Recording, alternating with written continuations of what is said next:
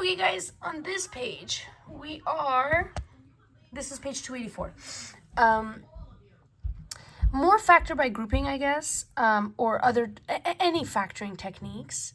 But what I want to focus on here is the shortcut I told you about for that special kind of factoring that we did in the previous video. That's things like that, okay?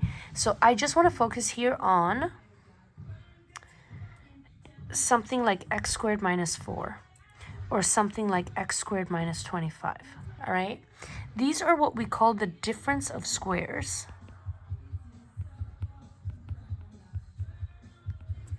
Because it's a difference. Difference means subtract. And I have two perfect squares. X squared is a perfect square. 4 is a perfect square. 25 is a perfect square. Okay, this is a difference of two perfect squares. Now, you can absolutely do this the trinomial way that I did the previous example, where you make the x and you look at what multiplies to make negative 4 and adds to make 0. And you'll see that it's positive 2 and negative 2. And if we did this, again, what multiplies to make negative 25 but adds to make 0? Well, it's positive 5 and negative 5. You see that we always get opposites, okay? That's because whenever we factor the difference of two perfect squares, we essentially just get the square root of each one.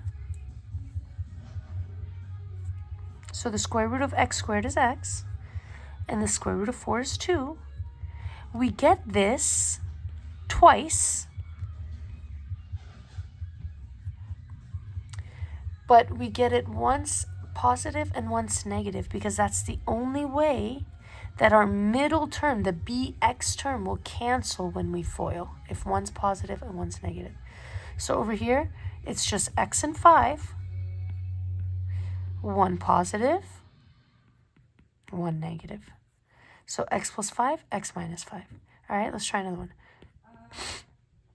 X squared minus 9. All right, it's just going to be x plus the square root of 9 and x minus the square root of 9. So this is a shortcut to factoring this kind of thing, all right? But you are welcome to do it the old school way.